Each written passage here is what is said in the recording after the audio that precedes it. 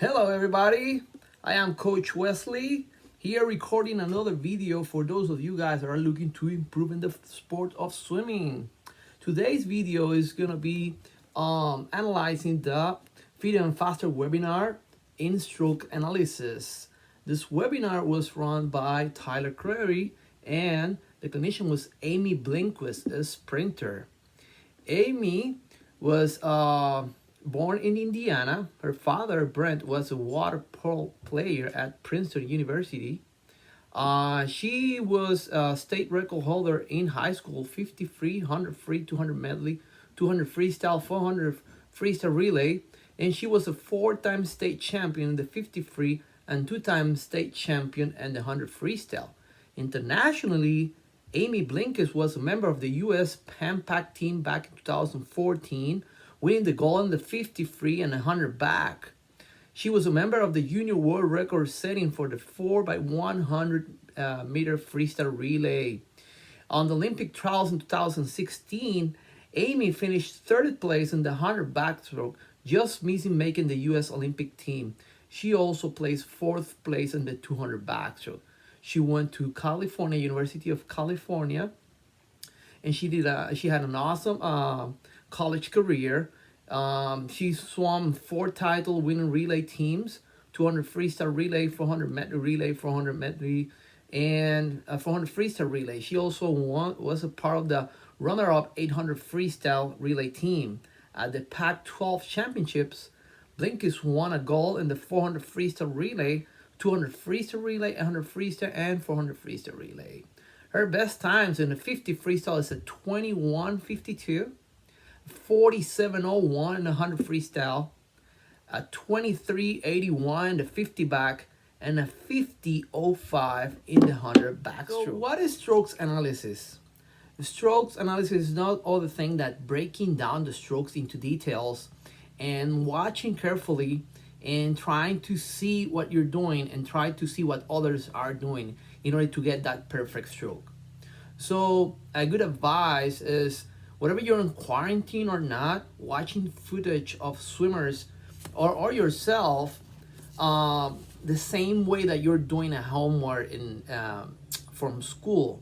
So being a student of the sport is gonna set you apart in having those details very well put together for your fine-tuning all of those small details when you go back to the pool and put everything together after you see those footage of the swimmers. It's gonna be the real gain in this stroke analysis. When Amy is doing backstroke, one of the things that you focus is when she's riding in the water, make sure her hips are high, because sometimes she drop her hips, especially when she is tired. And in order to do that, she has to engage her core to have a good body position. Also, having a high elbow catch in the water in backstroke. In freestyle, she's always looking to keep her tempo up and not having any pauses on the stroke, and also having a high elbow catch in the water. In her average training week, on Mondays, she do weight training on the mornings. In the afternoon, she does a lot of technique and power training. She does like swimming with buckets, technique, and finishing with sprint sets. On Tuesdays is more of an aerobic day. She does doubles practice, one in the morning, one in the afternoon, working more in endurance. Wednesday is more or less the same as Monday, where she lifts weights in the mornings, and afternoon she goes for power work and technique and sprint work. Thursday she does training with the postgraduates, and is a lot of swimming, one long session in the afternoon. Fridays, same as Wednesdays and Mondays, weights in the morning and a very tough afternoon. And then Saturdays is a lot of technique with some sprinting at the end. That's regular week training for her. On the other hand, when Clary was training, his week was quite different from Amy's. He was doing a lot of meters every day, every single session in the afternoon, in the mornings was more than 6,000 meters and a lot of IM, which is interesting to see how different trainings regimens are and how good results you can have. So there's clearly no one perfect way or not right or wrong way of doing things. There are different ways of making things happen. You just have to know whatever works better for you. Bring up an interesting comment that Caleb Dressel made about improving. So at the point of his career where he's right now, every time he drops time is a world record, but he's not looking to break any world record. He's just trying to improve his best time. So that keeps pressure off his shoulder, and he keeps a more steady improvement, not by thinking about breaking a world record, but just thinking about getting a personal best time. So we have heard over and over having a high elbow catch in the water. And basically, if we're talking about backstroke, let's say you enter your arm here, you have that high elbow catch, and instead of thinking about pulling the water with your hands or with your forearm, if you keep that high elbow, you have the water catching from here to here. But let's say you want to get more of a pull, try to use your entire arm to pull the water down and throw that water to your feet. Keep pulling all the way down, okay? Instead of thinking about pulling the water with your hand, that's gonna lead to have your low elbow, and then you don't have this area to pull the water. You wanna put that high elbow so you catch the water and you pull strongly, a strong pull with your entire arm all the way down. That's basically the benefit of having a high elbow catch in the water and the stroke of head and hips. There is always a relationship between head and hips in all strokes. If you know that, if you know how to use that in the advantage, it's gonna improve your swimming greatly. So for backstroke, Amy is telling that she thinks about putting her head back and having a nice long neck in the back here. Instead of swimming backstroke here, put the head back, long neck. That's what she looks for. That's gonna keep her hips up too. And in freestyle, when she's doing freestyle, she tends to look down and having the front of the neck very long. So if you're doing freestyle and you're looking down, chances are, let's say this is you, this is my cell phone, but let's say this is you, this is your head, and your eyes are looking straight down, and your hips is gonna be in a straight line, and you can move forward by reducing drag faster. So if you take a peek and you lift your head to see where the wall is, for example, because some swimmers just feel uncomfortable looking down. But every time you look up, you have to realize that you're putting your hips down a little bit, and that slows you down. You are not gonna go faster with your hips lower than with your entire body in a straight line. So you have to make an effort putting your eyes down when you swim freestyle, and long neck in the front of your neck when you swim freestyle, so you have a better line. Moving the head on the breathing could lead to fishtailing.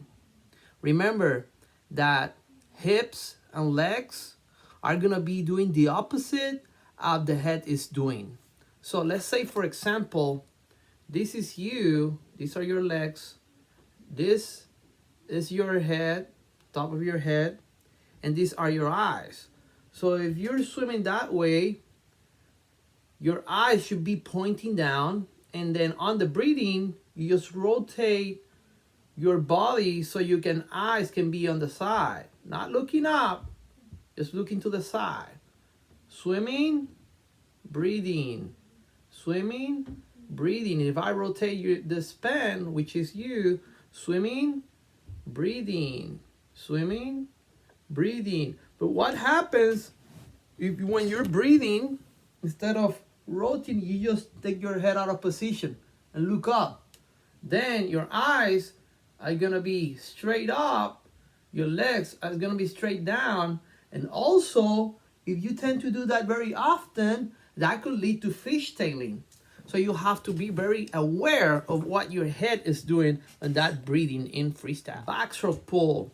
There was an interesting differences in how Amy and Tyler finish the pull and backstroke. So what I'm trying to tell here is, Amy, when she's pulling in backstroke, the finish of her pull is with the thumb looking up, and then the exit of the water with the thumb up. Tyler, when he was doing the finish of the pull, he was doing more of a flick at the end of the pull, so he was exiting the water with the pinky up. Instead of Amy's doing thumb up, Tyler was doing pinky up. Both of them great backstrokers. Both of them have tried one way or the other, and there is no right answer. They just are doing whatever works better for them, and you should do the same. Also, finishing the pull close to your legs. When you're pulling in backstroke, you want to finish your hand touching or very close to your leg. That way, you generate the amount of force behind you. Remember, in physics, if you want to go one way, you have to make the effort the opposite exact way. So if you're swimming and you want to go that way, all the water have to come down this way. So finishing the pull to your legs is going to make more effective way of moving yourself in direction you want to swim. So rotating in backstroke is not only with the shoulders, it's with the entire body. So think about that when you're rotating backstroke. Rotate your entire body, hips, legs. If you're kicking backstroke like this, you're having a rotation. If you're kicking like this, you're not rotating your legs. Your kicking should be moving side to side as you rotate your body. You have to work on that too. Drills. For Amy, one drill that she does a lot is with a center mount snorkel, and she's looking down, arms apart, kicking flutter kick. She calls a Superman kick. And basically what she's trying to do is work on the beginning of the pull, one arm at a time. So basically it's having that catch in front here, just kicking with the snorkel and just working on that catching of the water with the high elbow, fingertips down. Okay, that's one of her favorites drill for freestyle. And then the other one is basically swimming freestyle with no out of the water recovery. It's basically pull in, recover on the water, pull in, working on that high elbow, pull, recover on the water. Okay, that's the other drill that she likes to do. In backstroke, finishing the pull close to the leg. So basically we have talked about that. So it's just kicking and just finishing, working on the finish. So if you go backstroke and you pull all the way here and then here you forget about finishing, you're just pulling 50%. So you want to get that 100% of your pull by finishing the pull down. You accelerate the hand down and you finish with your hand close to your leg. It is very important. Also, she likes to do backstroke. We mix it up with a skull. So instead of pulling down, one drill that she likes to do is just skull in the water as she goes down in backstroke. That's a good way to feel the water, and that drill is performed very slowly, just feeling the water, not need to go fast. So in the on the waters, again, this is like the third or fourth time we go over this. One of her advice to get improvement on the waters is ankle flexibility and core strength. There's a lot of core. It's your back, it's your abs, everything in your core that is going to make that dolphin kick more powerful. And that ankle flexibility is also important. For Amy, there is a lot of technique at training. So when she goes to meet and compete, it's more about thinking about the tempo and just go, go, go, go. So because of her muscle memory is worked so well at training and having awesome technique, she don't have to worry about that much at the meets. It's just a matter of going fast and racing. For the finish, in order to finish faster, kick faster. And this is the kind of things that are easier said than done, but you have to think about Like an Olympic spot is depends on the finish. And the way she brings that is because she missed Rio Olympic Games on the finish. And she learned that in order to make that Olympic team, she had to kick faster the last 5 meters or 15 meters, whatever thing is more of your abilities. So kicking more and the finish is gonna make your finish be more effective. So you have to remember that everybody's hurting, everybody's tired at the end, but you have to prepare yourself to face that, because that's what more the races are defined on that finish. So try not to take a breath at the end and the finish, and remember that that pain is only momentary, and be out touched by others hang around longer. So there's a saying that says that pain is temporary and victory is forever. That applies for a finish. So you want to be prepared to having an awesome finish, charge for the wall, put your head down, kick way more, and prepare for victory, because that's where more of the races are defined. So what is strokes analysis? Stroke analysis is going over every single detail there is in swimming. Could be head position, body position, kicking, pulling, kicking, diving, on the waters, turns, everything in the sport of swimming. You gotta go over those details and try to put them together by watching your swimming or watching other swimmers doing it well. My best advice is to go and watch the Olympic swimmers, the best on the planet, how they do it, because they're very successful at it. And then if you can copy something that it works for you, then it's all good. Yeah, video analysis is very, very important. Becoming a student of the sport, student of the technique, is gonna lead into an awesome and fast swimming for you. This is all for this video. I'm gonna keep posting videos for you guys. I'm gonna keep researching and looking for information that are gonna make you guys better swimmers. So stick around, subscribe to the channel, comment down below if you wanna know something about swimming, and take care, stay safe, and see you soon. Bye.